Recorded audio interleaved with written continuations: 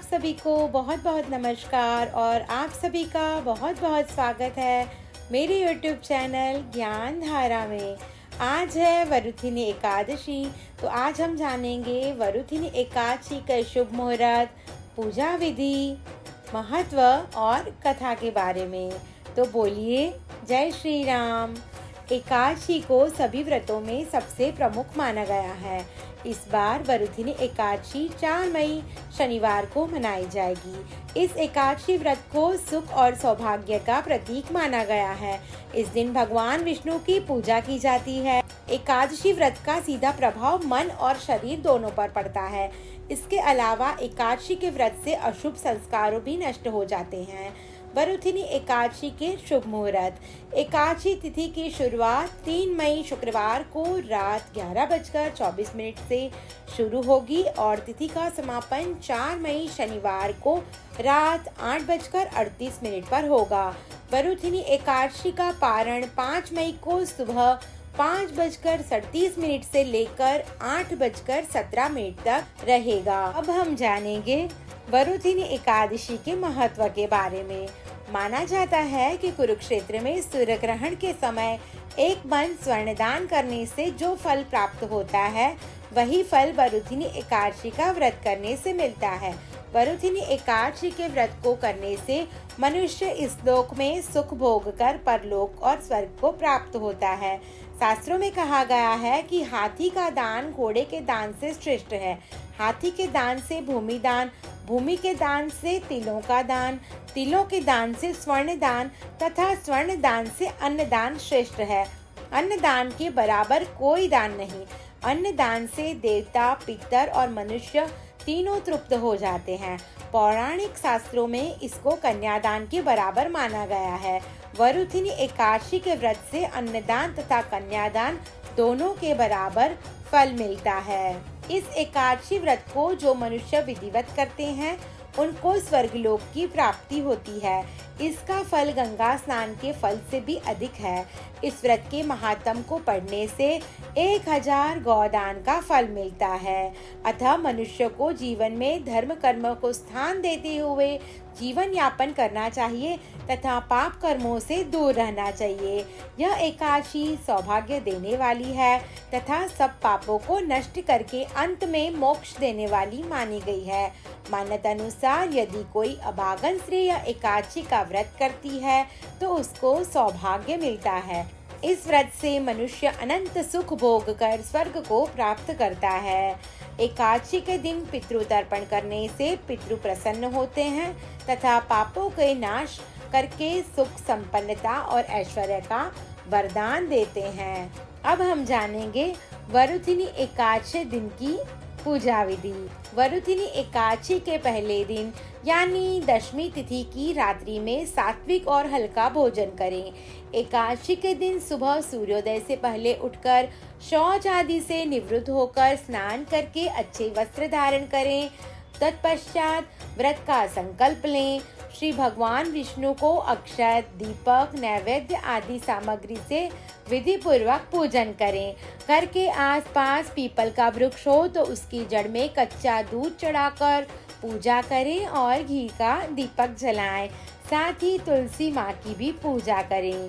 पूजन के दौरान ओम नमो भगवते वासुदेवाय मंत्र का जप करते रहें। रात्रि में पुनः भगवान श्री विष्णु और माता महालक्ष्मी जी की पूजा अर्चना करें। पूरे दिन विष्णु भगवान जी का स्मरण करें। रात में भगवान श्री विष्णु का ध्यान, कीर्तन आदि करते हुए जागरण करें। एकादशी व्रत के दिन अगर हो सके तो एक बार ही फलाहार करें।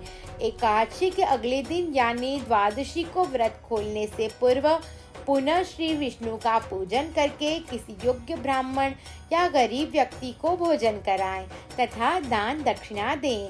तत्पश्चात व्रत का पारण करें। पारण के समय शुभ मुहूर्त का अवश्य ध्यान रखें। अब हम जानेंगे वरुथिनी एकादशी की व्रत कथा के बारे में। इस एकादशी व्रत की कथा के अनुसार प्राचीन काल में नर्मदा नदी के तट पर मांधाता नामक राजा राज्य करता था। वह अत्यंत दानशील तथा तपस्वी था। एक दिन जब वह जंगल में तपस्या कर रहा था, तभी न जाने कहां से एक जंगली भालू आया और राजा का पैर चबाने लगा। राजा पूर्ववत अपनी तपस्या में लीन रहा। कुछ देर बाद पैर चबाते चबाते भालू राजा को घसीटकर पास के जंगल में ले गया।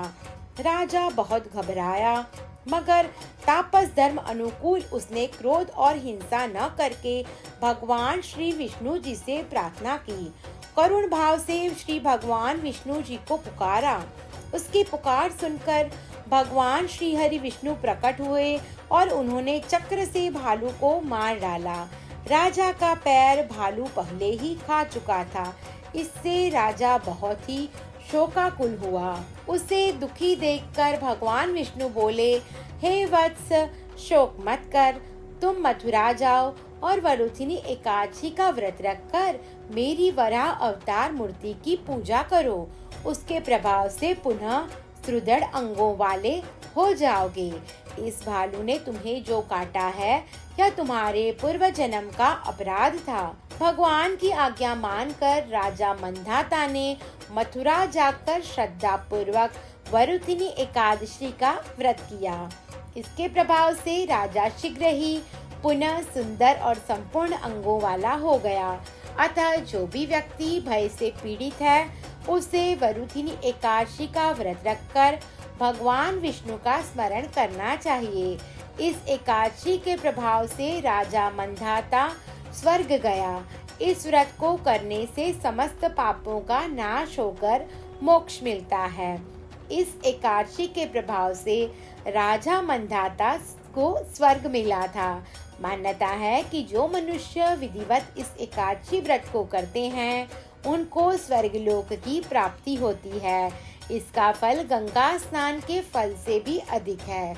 इस व्रत के महात्म को पढ़ने से 1000 गौदान का फल मिलता है। अतः मनुष्य को धर्म कर्म करते हुए जीवन व्यतीत करना चाहिए और पाप कर्मों से दूर रहना चाहिए तथा पापों को करने से डरना चाहिए। वरुथिनी एकादशी को सौभाग्य प्रदान करने वाली एकादशी भी कहा गया है। वरुथिनी एकादशी का व्रत सौभाग्य प्रदान करने वाला है।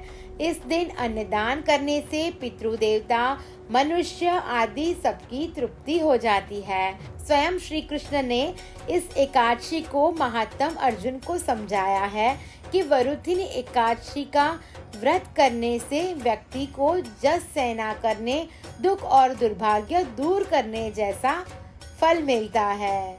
तो बोलिए जय श्री राम। ओम नमो भगवते वासुदेवाय। आप सभी को मेरी ये वीडियो पसंद आई हो तो मेरी यूट्यूब चैनल ज्ञान धारा को लाइक, शेयर और सब्सक्राइब करना न भूलें। धन्यवाद।